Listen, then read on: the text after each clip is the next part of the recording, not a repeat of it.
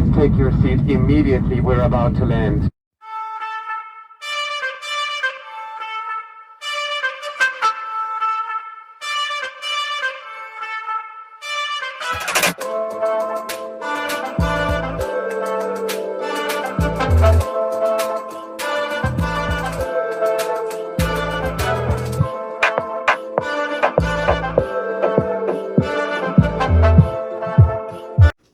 Hey guys, welcome back to my channel, Finish the Race VL, aka Victory Lap. I am Liz. In today's video, I'm going to share with you a little bit about some personal things that I've been dealing with while still residing here in America. So many of you know that I am documenting my journey to repat to Africa, specifically Nigeria, where I will be closer to my family and start a new life, being free of hatred and racism and from our white counterparts. I'm not going to say that I may not experience hatred there in Nigeria, but I'm for sure it's not going to be on the level of what we are experiencing here in America.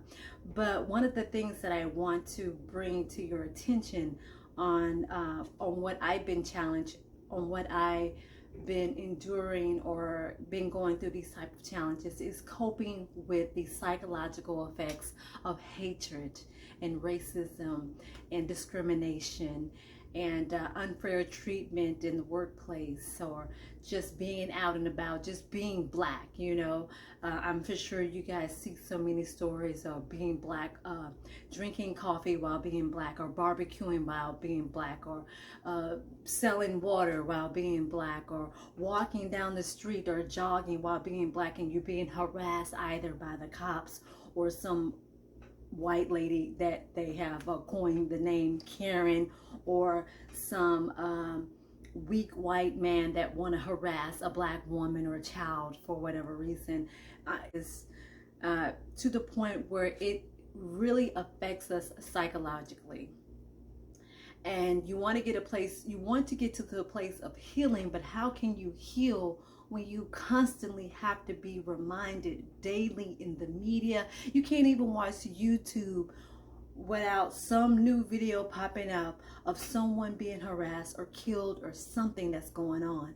And to add insult to the injury, you have your own president and vice president and other politicians that make insulting remarks to the black community and say that the American country is not racist.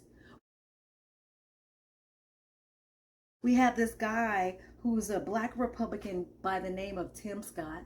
You have your president, Jim Crow Biden, and Kamala Harris, who is a multi-ethnic woman who live in the American system, who knows the history of racism in this country, and yet uttered the words out of her mouth to say that America is not racist. And this is who you black people voted for. Then you have this other black politician by the name of Austin Chain,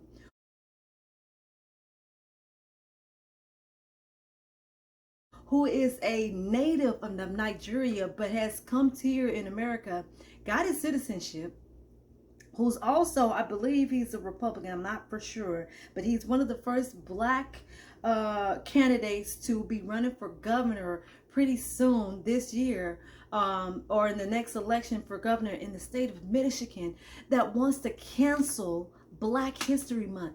And I can go on. We got Ben Carson, who also say, oh, slavery wasn't that bad, or it was a choice. Like, you have black people in the community who is a laughingstock and a mockery to our own people. But yet this is something that we have to witness each day. It's like, where do you find the support when you can't even go to your own politicians, people that you trust and believe that they're going to make a change, like Barack Obama, who was all about the LGBTQ whatever Z community, but never was for the reparation of blacks, for the ADOS community. Nothing, no hate crime against black, no support of the reforming the police department with these execution that they're doing daily on the street. But yet, this is something that each day that we have to psychologically endure. I was just recently watching a video clip of a woman at a restaurant who told another white lady to not touch her hair. The white lady somehow, I don't know what happened in between, but it got up to, it got to the manager of the restaurant, and you know what, the manager of the restaurant was a white male who is threatening a black lady to leave his restaurant because he's saying that she's being aggressive because she told a woman, a complete stranger, white at that, do not touch my hair. Tell me why I'm leaving. Because you're being aggressive, and because this woman touched my hair, and I told her to keep her hands off me. Because you said so. And you didn't say anything to her, but you want me to calm down. You won't stop, will you? I won't. No.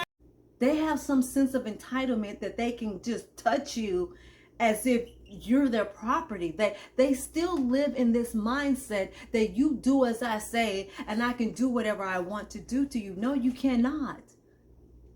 But yet she has it all on camera, and this guy said, she said, well, okay, so let me get this clear. You're kicking me out because I told this woman here not to touch my hair, and you're saying that I'm being aggressive because she's touching me, harassing me? Like, are you serious?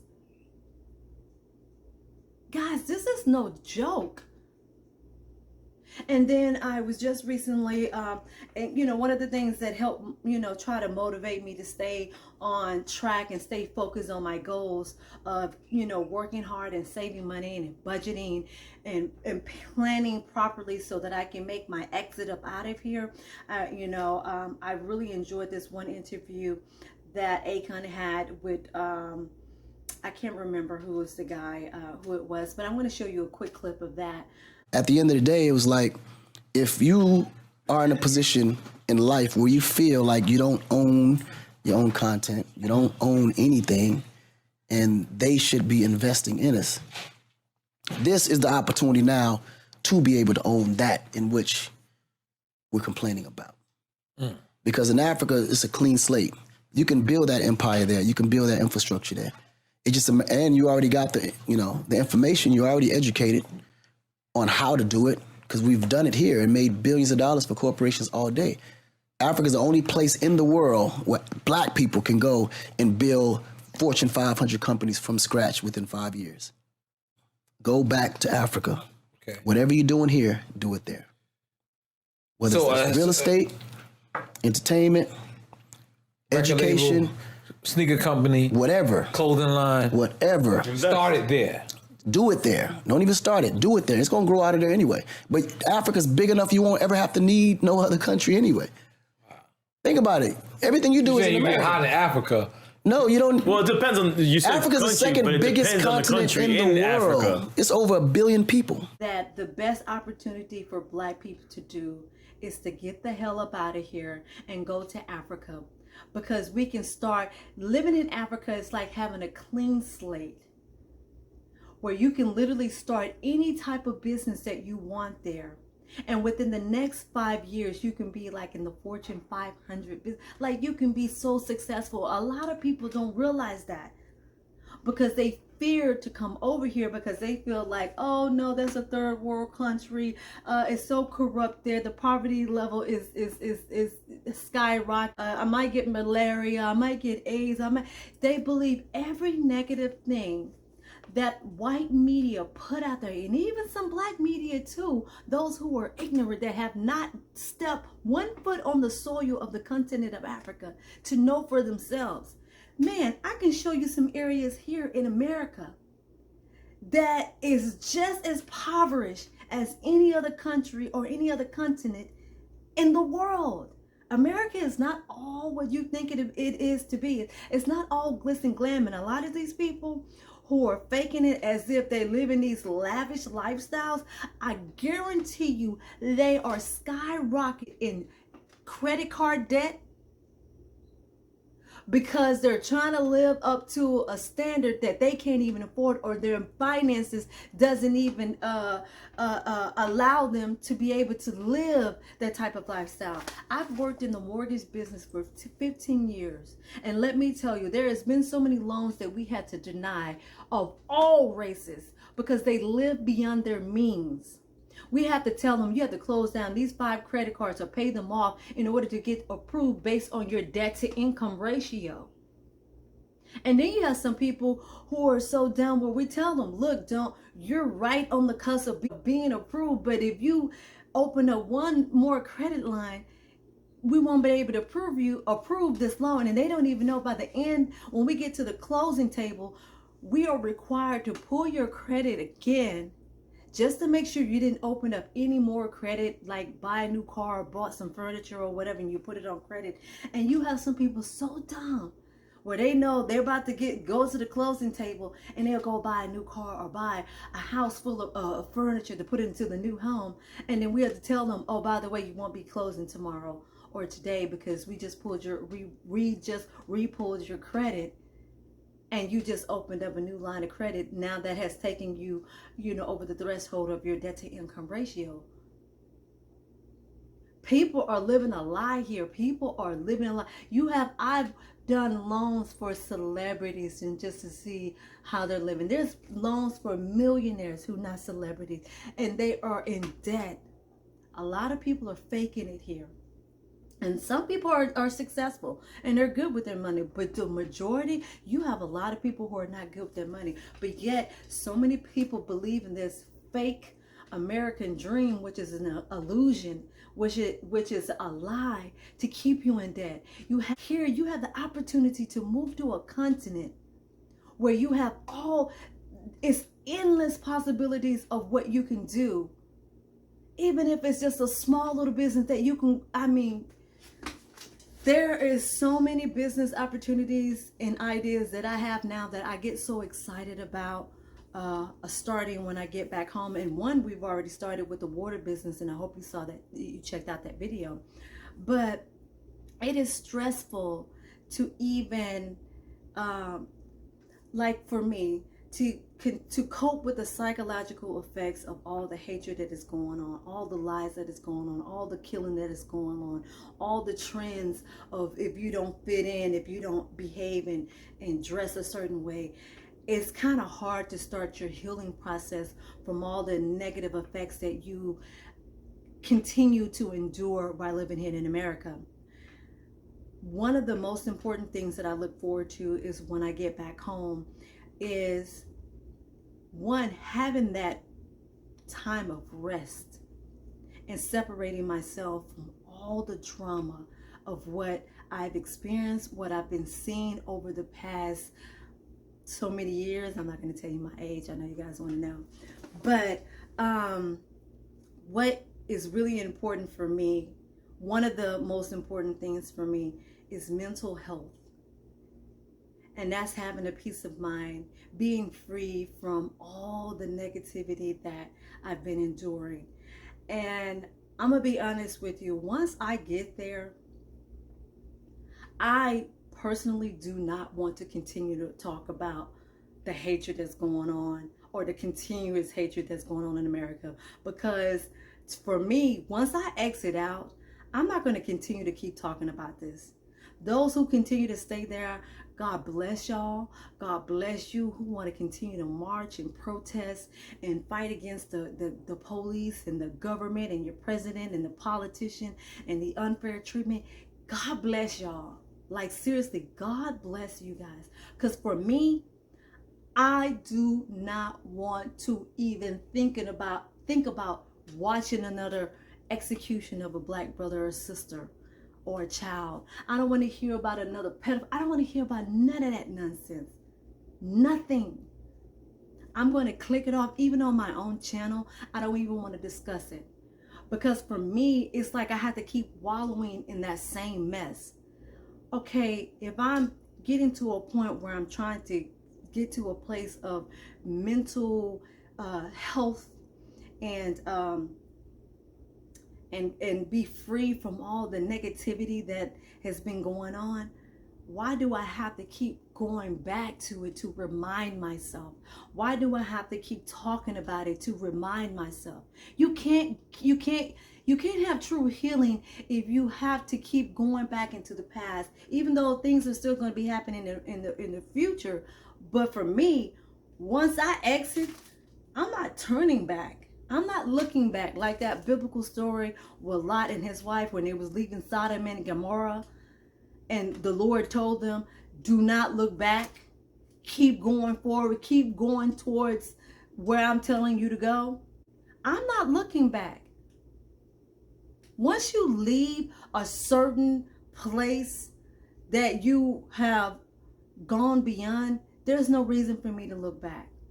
There's family members that I had to separate myself from whom I love dearly. My own sister, my own mother, a mother who abused me my entire childhood life and part of my adult life. I just recently had to cut her off last year before I had traveled to Nigeria for this 1 month stay, this recent 1 month stay, because I tried to, build a relationship with her. And I know I'm going off topic, but it's kind of on the same topic of negativity. I had to tell myself, like, Liz, this person clearly is not going to change. This person is still going to hurt you psychologically, spiritually, physically, whatever it is. Why do you have to keep putting yourself in that same position? It's like a woman who's been abused by a man, or even a man being abused by a woman, and yet you still go back to that relationship. Why? When you already know what the end result is going to be. Why continue to go back into an abusive relationship? Why continue to be reminded of that? So for me, when I exit up out of here, I'm done with the relationship of America. I'm done with the hatred, the discrimination, the unfair treatment. I'm done with it because I'm going to be free from that. And I can start my healing process and start to grow within myself and be happy within myself with building my businesses, building my own empire, building my own new friends, of network, of family and friends, doing the things that I've always cherished in my heart to do, that I know that I wasn't able to accomplish here in America because this system was designed to keep you in debt. Okay, in order to have something, if you don't come from money, where your parents is say, hey, well, I'm going to give you a certain amount of money to start you off in your own business, or to give you the education that you need. I didn't come from that. I didn't come from a silver spoon. I told you guys, I was an orphan. So everything that I work for is for me. So it's important for me to build my own network of fans and family and friends and businesses. I'm not looking back. And going forward, I'm telling you, I'll be damned. I'm not going to discuss any more thing that goes on in America. I'm going to be done with it. I'm going to show you my growth. I'm going to show you my accomplishment so that you can see the example of, okay, this girl came on the scene in 2020, gave us a budget plan that she was going to do a 1-year budget plan to exit up out of America to get to Africa. And everything that she said that she was going to do, she did. And then even when she got there to Africa, wow, she started 1 business, 2 business, 3 business. I'm going to show you my progress. But I'm not looking back to my abusers for the help. And to be honest with you, I want to accumulate the wealth of whatever country that I decide to finally settle in. I don't want to have to rely on the US dollars. I don't want to have to rely on any of the platforms that they have, and even YouTube. Because you never know if they can shut you off because they may not want you to motivate others to come to Africa, because now they saying, wow, she's really being successful here. They might shut me down because of that. Because what? That's going to spark the fire and the interest and the light in other people to say, hey, wow, she did it. Maybe I can do it too. They don't want us to come to Africa. because they know if these black dollars leave America, America will be in a worse state in some of the most poorest country that's in this world. Without the black dollars, this country would not be here because we are consumers, which is another sad thing. And it's because of the system that they have systematically set up, because they did it so that we can be in debt, because they don't give us fair treatment on credit and business loans and things of that nature. They make you suffer. You got to work 10 times harder to get what the white man or the white woman is having. But I'm going to be honest with you guys. Going forward, I'm going to do my last 7 months here. But once I'm out, I'm no longer going to discuss the foolishness that's going on in America, because I'm leaving that behind me. There's no way that you can get to a true place of happiness if you got to keep talking about your abusers. I don't talk about my mother or other people who abuse me, because I've moved on. I've forgiven them. I still love them, but guess what? I'm not going to continue to talk about, my mama did this, my sister did that, my daddy wasn't here. That I can't keep talking about that. And it's no different than us keep talking about the bullshit that's going on here in America. How much more do we need to keep talking about it? How much more do we have to keep getting angry and frustrated? It's not healthy. Mentally, it's not healthy. Spiritually, it's not healthy. I can't do it anymore. But I'm looking for that day that I'm exiting out of here. But I just wanted to share some thoughts with you guys about how I feel. I'm sorry if I got a little bit tense or, emotional. But honestly, once I'm out, I'm done. I'm not going to talk about this mess that's going on. But one thing I do know, it's not how you start, it's how you finish. Guys, whatever you're doing, if you are truly thinking about exiting out of here, even if it's not to Africa, maybe it's to Mexico, Honduras, Jamaica, you just want to do make a change in your life. Stay focused on your goal. Don't listen to what other people say. Guys, I get comments from people who try to persuade me to continue to stay here in America. Could you believe that nonsense? It's like, dude, one, I'm an adult, grown-ass woman. Two, if you choose to stay here and continue with this psychological abuse that they're doing, by all means, continue to stay here. Don't try to convince me. First of all, I'm not your wife. I'm not your sister.